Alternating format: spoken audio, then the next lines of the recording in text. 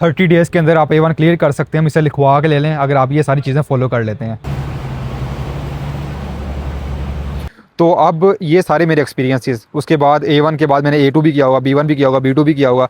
वो सारे एक्सपीरियंसेस को मिला के जब मैं जर्मनी आया, जर्मनी आने के बाद मैंने वही जो लर्निंग की थी उसको प्रैक्टिकल ग्राउंड में एक्सपीरियंस करने के बाद, और उसके बाद मैं जब A1 पर A2 पर था, मैं A1 को पढ़ा रहा था। जब A2 पर था, B1 पर था, मैं A1 A2 को पढ़ा रहा था। इसी तरह जब मैं B2 पर था तो A1 A2 और B1 तीनों को पढ़ा रहा था। तो वो टीचिंग के एक्सपीरियंस को, इन सब एक्सपीरियंसेस को कंबाइन करके देखा जाए ना, तो मेरे दिमाग में एक ही स्ट्रेटजी आती है A1 को लाइक लर्न करने की परफेक्ट तरीके से।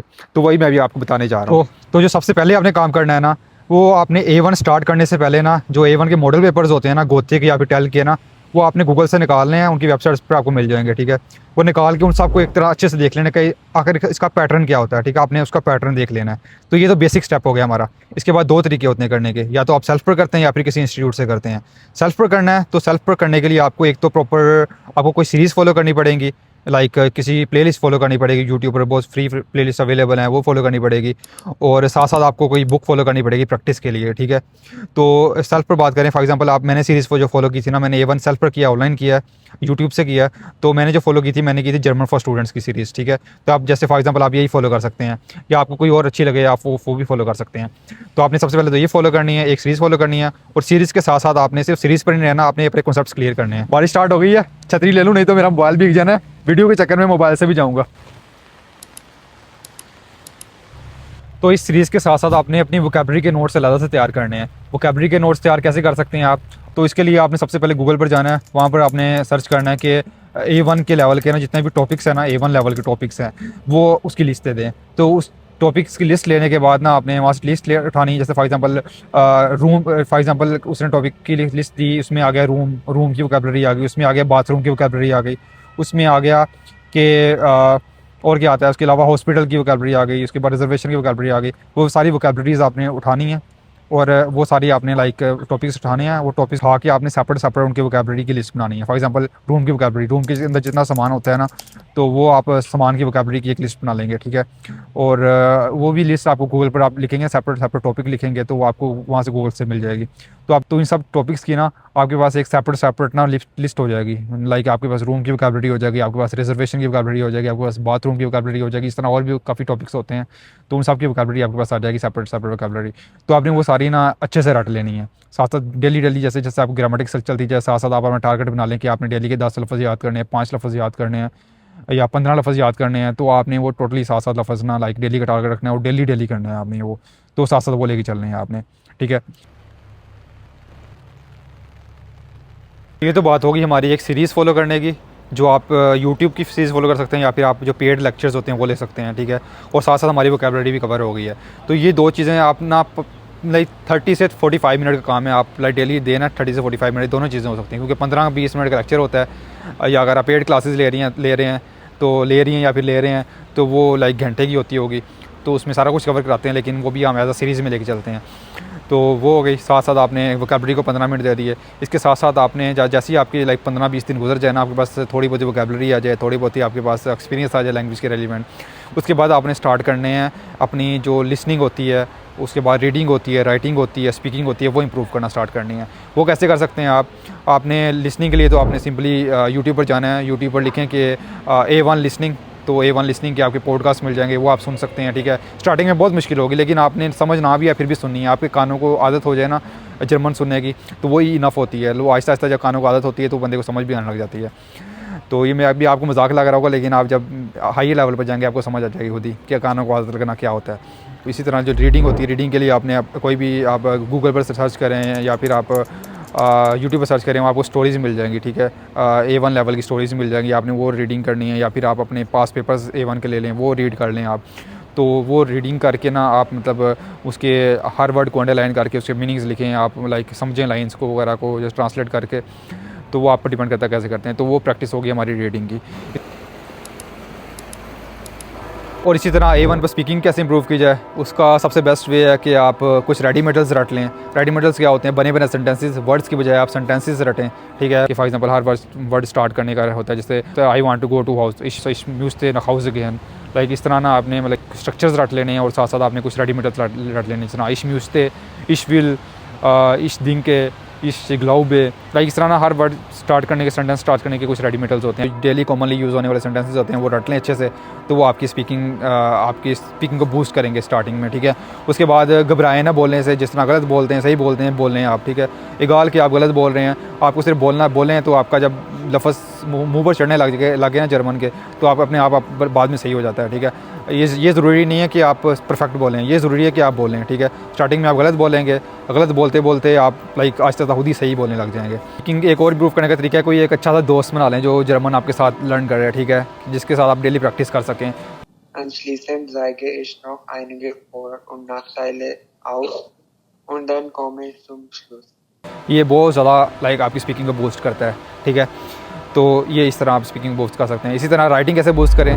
राइटिंग के लिए आपको सबसे पहले तो एक राइटिंग का प्रॉपर जो है ना A1 लेवल के जो आपको श्राइबन होती है A1 लेवल की ना, उसका जो स्ट्रक्चर होता है, लाइक पैटर्न होता है ना, एग्जाम पैटर्न होता है, उसके मुताबिक आपने एक स्ट्रक्चर अपना याद करना है। आप ना कोई भी AI से लिखवा लें या फिर आप यूट्यूब पर सर्च कर लें, तो वहाँ पर आपको ना मिल जाएंगे बने बनाए स्ट्रक्चर मिल जाएंगे। A1 जो गोथे के पैटर्न पर ना स्ट्रक्चर मिल जाएंगे कि कैसे कौन सा स्ट्रक्चर फॉलो करना है।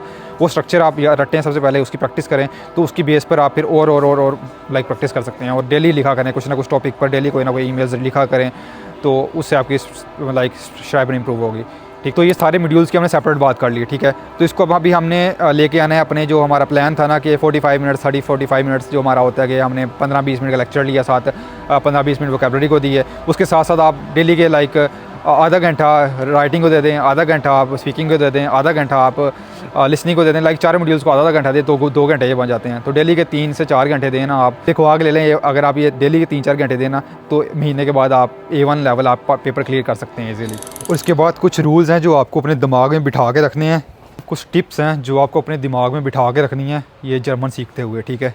तो वो रूल्स क्या हैं? रूल नंबर 1, जो कंसिस्टेंसी होती है ना, वो मोटिवेशन से कई गुना बेटर होती है। आपको कंसिस्टेंट रहना है। ये मैटर नहीं करता कि आप कितना पढ़ते हैं, ये मैटर करता है आप कितनी देर तक लगातार पढ़ते हैं, ठीक है। लाइक कितने दिनों तक लगातार पढ़ते हैं, कि आपको कोई दिन मिस नहीं करना। आपको कम मोटिवेशन है, जिसने कम मोटिवेशन है कम पढ़ लें, लेकिन पढ़ें ज़रूर, कंसिस्टेंट रहें, कोई डे मिस ना करें, ठीक है। मैं इतना कोई लाइक फाइक या आलम फाजल लड़का नहीं था, ना हूँ मैं। सिर्फ जो मेरे अंदर चीज़ थी वो कंसिस्टेंसी थी, जिसने मुझे लाइक ये एग्ज़ाम क्लियर करवाया। रूल नंबर 2 कि आपने सिर्फ और सिर्फ वर्ड्स याद नहीं करने, आपने बल्कि पूरी लाइन्स याद करनी है। इसका मतलब क्या है कि फॉर एग्जांपल आपने एक लफ्ज़ 10 हाउस, मतलब दी हाउस हमारा जो घर होता है, दी हाउस, आपने 10 हाउस याद नहीं करना, आपने बल्कि इस तरह याद करना है 10 इस माइन हाउस। लाइक इस तरह पूरी लाइन याद करेंगे ना, तो ये आपके लिए ज़्यादा एफिशिएंट रहेगा। रूल नंबर 3, भाई गलतियाँ करो, गलतियों से ही बंदा सीखता है। गलतियाँ ही हमारी सबसे बड़ी टीचर होती हैं। जो बंदा गलती करके सीखता है ना, वो लाइक कभी ज़िंदगी में भूलता नहीं है, ठीक है। लाइक वो चीज़ भी भूलता नहीं है। जो गलतियाँ हमें सिखाती हैं वो हम कभी स्कूल में सीख ही नहीं सकते, ठीक है, सीधी सी बात है। और गलती करके शर्माने की बात नहीं है, कोई ऑकवर्ड फील करने की बात नहीं है, ठीक है, क्योंकि हर बंदा लर्निंग स्टेज से गुजरता है। और गलती करके सीखना वो मैटर करता है, गलती करके शर्मिंदा होना वो मैटर नहीं करता, ठीक है। कोई आपको जज करने वाला नहीं है, आप अपने लिए गलती कर रहे हैं, अपने सीखने के लिए कर रहे हैं, ठीक। जैसे मैं हूँ, मैं गलती करके बहुत कम शर्मिंदा होता हूँ, बहुत कम केसेस में शर्मिंदा होता हूँ, लेकिन ज़्यादातर मैं गलती करके लाइक यही होता है कि कुछ सीखने को मिला है। कोई मुझे कहता भी है ना कि लाइक मैं अभी हाउस बिल्ड नहीं कर रहा हूँ, यहाँ भी मतलब बहुत सी गलतियाँ होती हैं, बहुत सी चीज़ें नहीं हुई मेरे लिए। तो वो जब मैं गलती करता भी हूँ ना, तो मैं लाइक मेरे दिमाग में यही होती है कि मैं अजूबी हूँ, मैं यहाँ सीखने के लिए आया हूँ, गलती नहीं करूँगा कैसे सीखूँगा। तो ये बात मुझे लाइक कॉन्फिडेंस देती है और मैं लाइक कोई कॉन्फिडेंट फील करता हूँ।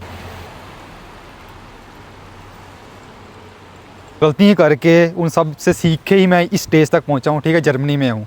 अगर मैं यही डरता रहता कि मैं बोलता ना, मेरी लैंग्वेज ना इम्प्रूव होती, और लाइक मैं इंटरव्यू में फिर मेरा कैसा क्लियर होता और कैसे मैं यहाँ था, ठीक है।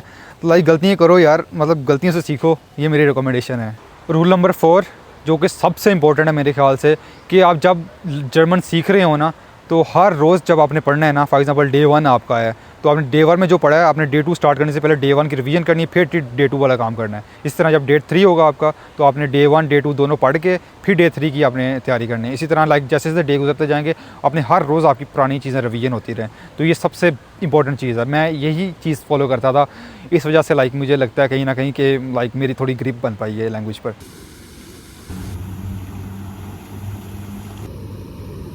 लास्ट बट नॉट लीस्ट, जब भी आपने कोई लैंग्वेज एकेडमी ज्वाइन करनी है ना, लाइक भला वो फिज़िकल हो भला ऑनलाइन हो, आपने वहाँ बेशर्म बन के जाना है। लैंग्वेज लर्निंग करने के लिए बेशर्मी बहुत ज़रूरी है। जब आप अपना सीरियस मूड लेके जाएंगे ना, तो आपको हमेशा यही डर रहेगा कि लाइक आप कोई ना कोई गलती करेंगे तो आपको लोग जज करेंगे, तो जब आप बेशरम पहले ही बन के जाएंगे, आप लाइक अपना पर्सनालिटी लाइक फ़नी टाइप की पर्सनालिटी लेके जाएंगे, तो आपको गलतियाँ करने में शर्म नहीं आएगी, ठीक है। मैं पहले B2 तक मैं सीरियस ही रहा कि मैंने की है, और जब जर्मनी आके दोबारा B2 कर रहा हूँ ना मैं, जब अभी B2 ऑलमोस्ट मेरा कंप्लीट ही होने वाला है, ठीक है। तो दोबारा जो मैं रिवीजन कोर्स है मेरा, तो इसमें मैं बेशरम बन के गया हूँ। लाइक मैं इतना बेशरम बन के गया हूँ ना क्लास में, मतलब मैं उल्टी सीधी मतलब बोलता रहता हूँ, हर वक्त बातें करता रहता हूँ, मजाक उड़ाता रहता हूँ। लोग कोई गाल के पाकिस्तानी है, कोई कहाँ का है, लाइक फुल बेशरम बन के सीख रहा हूँ। Er sucht zwei Frau. Er sucht zwei Frau. Du hast Frau in Aserbaidschan? Warum? Oder du hast sehr große Bart. Warum du hast keine Frau? Großbad, Großproblem. Groß. aber du brauchst vier, ja? 4 Frau. Ja. और इससे like मेरी जो German language improve हो रही है ना, मुझे खुद फील हो रहा है कि मुझे इंप्रूव हो रही है, ठीक है।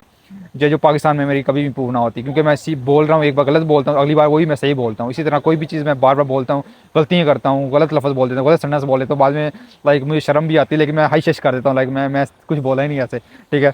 तो ये भी एक दोस्त ने बताया था कि इसको हाई शश कर दो, ठीक है। तो इस तरह लाइक वो मेरे लिए सबसे बेस्ट रहेगा। तो इसीलिए आपको रिकमेंडेशन है कि आपने लर्निंग लैंग्वेज करने जाना है तो आपने बेशरम बन के जाना है, और ओवर लाइक टॉकिंग बन के जाना है, एक्सट्रोवर्ट बन के जाना है। भला आप इंट्रोवर्ट भी हो, जैसे मैं इंट्रोवर्ट हूँ, लेकिन आपने अपनी पर्सनालिटी एक्सट्रोवर्ट रखनी है लैंग्वेज सीखने के लिए। फ्यूचर वीडियोस में मेरा मेजरली फोकस लैंग्वेज वीडियोस पर रहने वाला है, तो सब्सक्राइब करें, और नेक्स्ट वीडियो तक के लिए अल्लाह हाफ़िज़।